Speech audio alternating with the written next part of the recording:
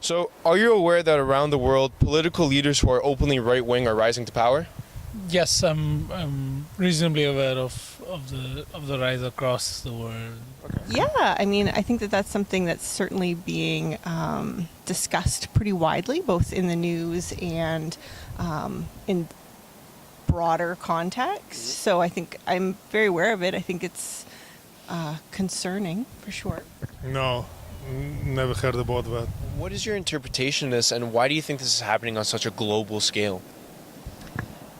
Well, I think there's lots of different possible interpretations for that. I mean, I think that certainly when you hear from some historians, you can see that there are some cycles that seem to be perhaps repeating themselves, some historical cycles. I think that there's also some pretty complex answers to that are linked to economics, that are linked to the rise of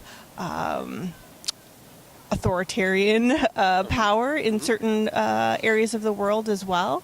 And I think just also in some ways a rise connection to a lack of education in some ways around history, around what has actually occurred in the past, how that's occurred, how government works, democracy, socialism, communism, authoritarianism, and what that means and what that looks like and what the consequences of that are or could potentially be.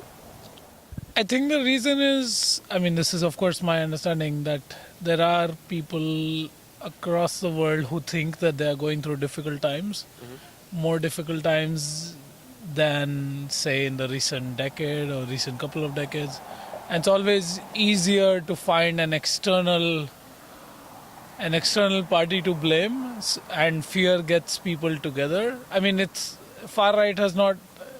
It's not a new phenomenon. It's just a resurgence in some sense, right? So every time people go through difficult times, I think political parties find it easier to find a group of people to blame, that us versus the others. And I think that really, it sort of resonates, fear resonates with people, unfortunately. So I think that's part of the reason behind this. So basically, due to these difficult times, they're going to these extreme ideologists for something new that could possibly get them out of this difficult time? Yeah, they think, I don't know if it's for looking for something new. I think it's just that they want to place blame somewhere, and they find it easier to blame, oh, it's not us, it's because of them. Oh, okay. It's easy to find a group, an external group that you don't see as a part of yourself, and blame your troubles onto them. Right? It's hard to find solutions within yourself. Change in people's preferences, people's political preferences, I think. Okay. Yeah. And what is your opinion on Faith Goldy finishing third in the mayoral election? I previously explained all of the ideologies that she's been very open about. And what do you think this says about the people of Toronto? What do you think this says about a change in the community throughout the city? I think that people of Toronto are tired of old politics and they're searching for something new, something outside the box, and this is how I explain that.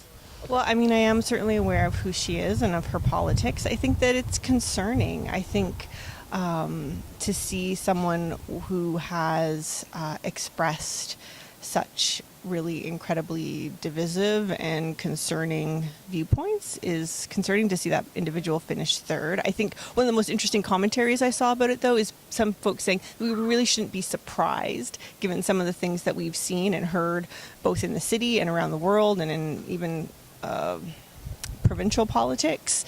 And so I think that it means that folks who don't share those views need to be even louder and need to take a stand when really hate speech occurs, to ensure that we make it clear that that's not really acceptable or appropriate.